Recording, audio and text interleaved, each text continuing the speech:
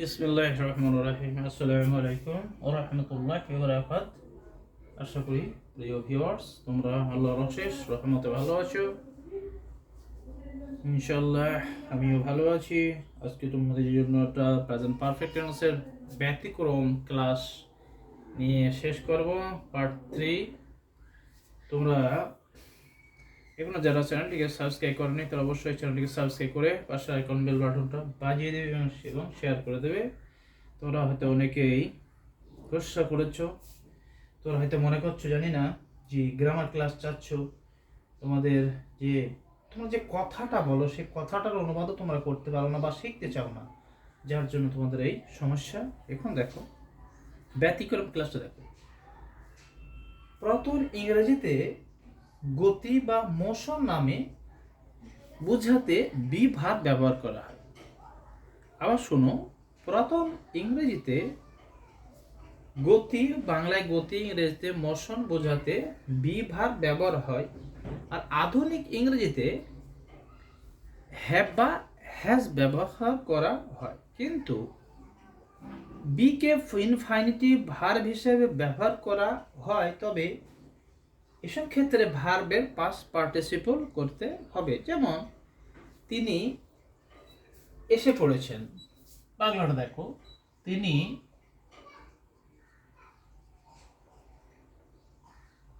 এসে পড়েছেন।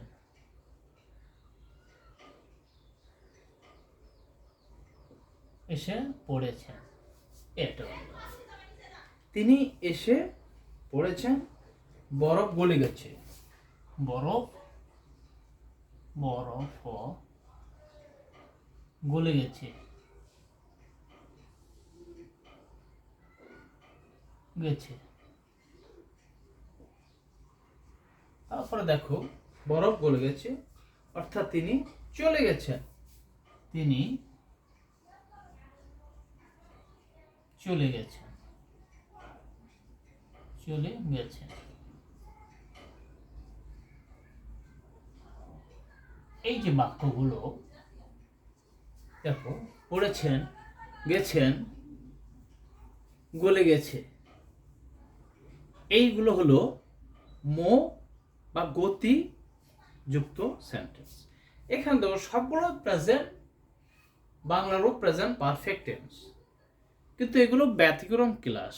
অর্থাৎ এসে পড়েছেন, মোশন, গো বা কাম কখনো প্রেজেন্ট, এটা ভার্বের সঙ্গে কখনো আইএনজি যোগ হয় না।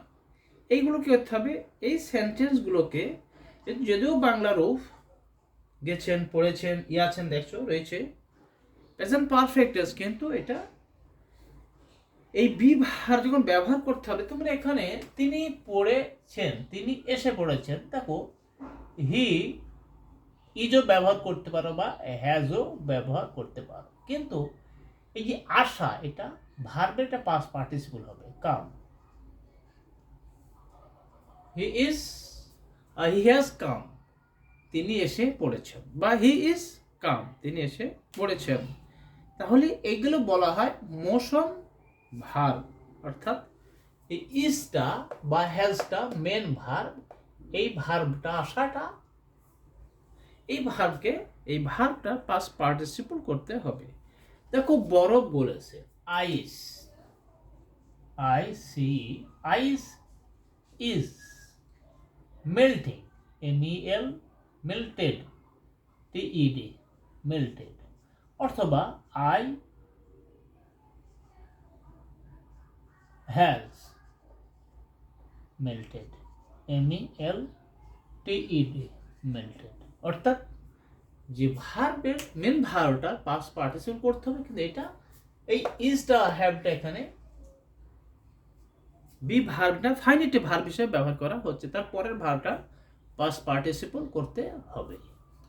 আশা করি তোমরা এবার দেখো, তিনি চলে গেছেন, এখানে আমরা এবার তিনি চলে গেছেন, তোমরা এই যে গেছেন, এটা প্রেজেন্ট পারফেক্ট টেন্সে বাংলা রূপ, কিন্তু না, এটা তা হবে না। হি ইজ গান, অথবা হি হ্যাজ গান, ইউএনই গান। আশা করি এটা মোশন, ইংরেজিতে মোশন ভার্ব হিসেবে ব্যবহার করা হয় গো এবং কাম। আশা করি তোমরা এইগুলো অবশ্যই তোমরা মুখস্থ করবে। তিনি এসে পড়েছেন, বরফ গলে গেছে, তিনি চলে গেছেন, তিনি খেয়েছেন, এই জিনিসগুলোকে মোশন ভার্ব হিসেবে ব্যবহার করা হয়। যেহেতু বাংলার প্রেজেন্ট পারফেক্ট টেন্স, কিন্তু হবে না, এটাকে ইজ বা হ্যাজকে ফাইনাইটিভ ভার্ব হিসেবে ব্যবহার করা হয়, এবং এরপরে যে ভার্বটা ব্যবহার করা হবে ওই ভার্বটা পাস্ট পার্টিসিপল হবে। তারপরে দেখো এবার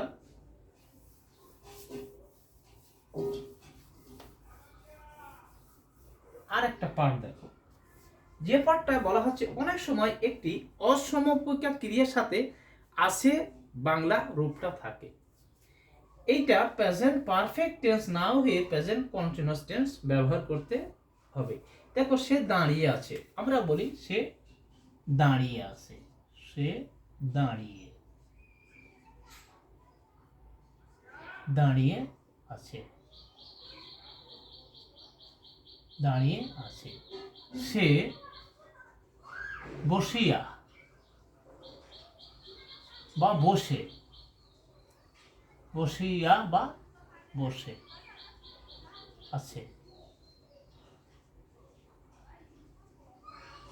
দেখো সে দাঁড়িয়ে আছে বা সে বসিয়া বা বসে আছে, এগুলো এই রূপগুলো অসমপর্যা ক্রিয়া, কিন্তু এর সঙ্গে আছে যোগ থাকে। এখন দেখো সে তিনি ঘুমিয়ে আছেন, এটা আমরা বলি যে সে ঘুমিয়ে আছে, বা তিনি বা সে ঘুমিয়ে ঘুমিয়ে আছে।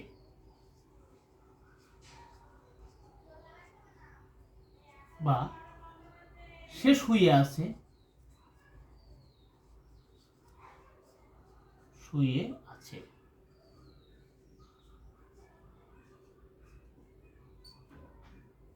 এই যে বাংলা রূপগুলো দেখো,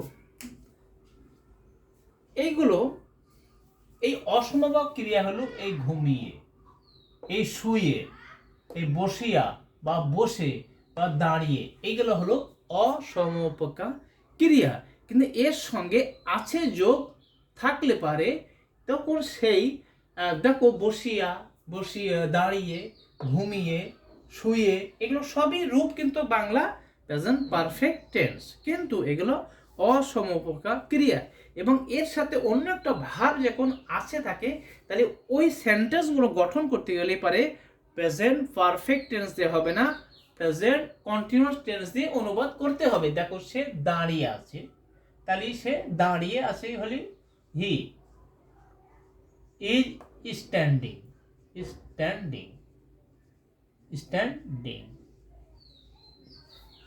সে দাঁড়িয়ে আছে। তারপর দেখো সে বসে আছে, তাহলে he is sitting, SITTING, sitting. দেখো সে ঘুমিয়ে আছে, ঘুমিয়ে হলো he is sleeping, SLEEPING, sleeping, সে ঘুমিয়ে, সে শুয়ে আছে। দেখো হি ইজ LYING,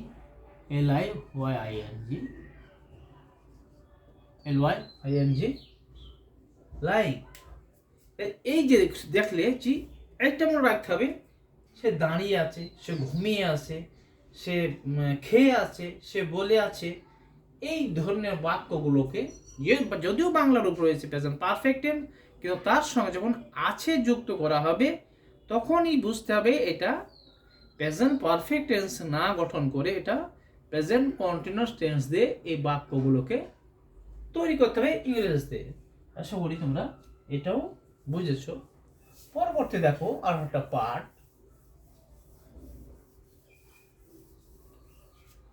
দেখো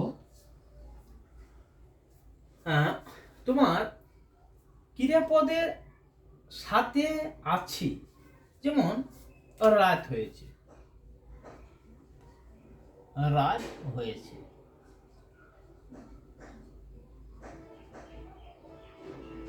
সকাল হয়েছে।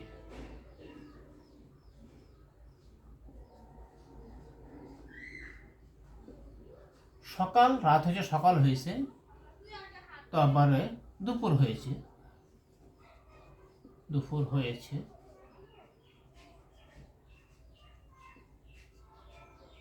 দুপুর হয়েছে অর্থাৎ সূর্য উঠেছে,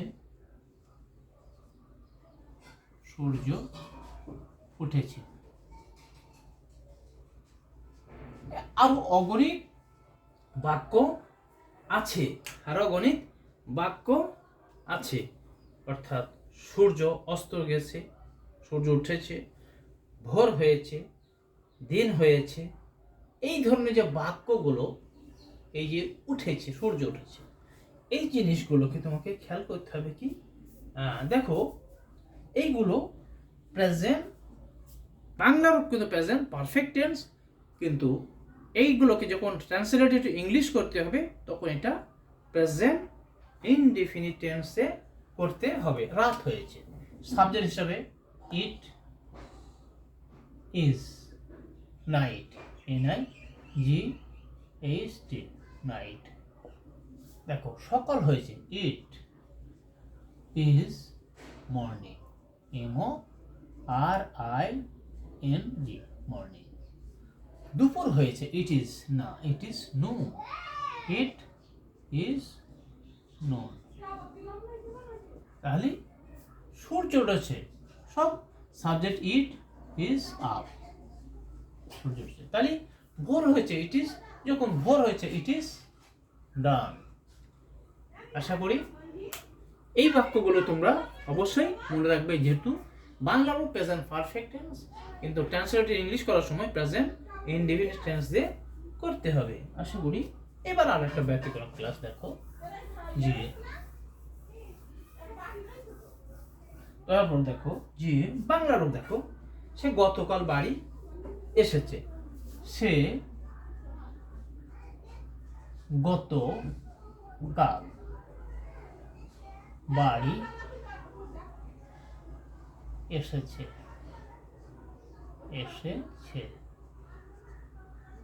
দেখো সে গতকাল বাড়ি এসেছে। তারপরে দেখো, তারপরে গত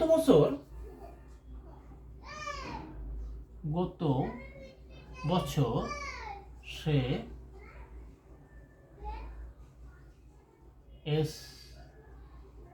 SSC পরীক্ষা দিয়েছে। দেখো, দিয়েছে, এসেছে, আরো অগণিত বাক্য আছে যেগুলো আমি লিখলাম না।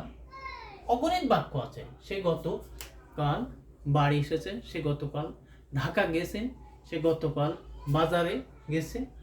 এই জন্য যে গত, এখানে বাংলা রূপ দেখো প্রেজেন্ট পারফেক্ট টেন্স, এই ধরনের অগণিত বাক্য আছে। তো একটা জিনিস মনে রাখতে হবে, যদি অতীতের উল্লেখ থাকে, অর্থাৎ গতকাল, এটা অতীত হয়ে গেছে, গত বছর, তাহলে সেই ক্ষেত্রে এই বাংলা বাক্যগুলোকে ট্রান্সলেটেড ইংলিশ করার সময় তখন সেটা প্রেজেন্ট পারফেক্ট টেন্সে গঠন না করে পাস্ট ইনডিফিনিট টেন্সে গঠন করতে হবে। তাহলে শেষ হচ্ছে হি কেম হোম, HOME, গতকাল yesterday,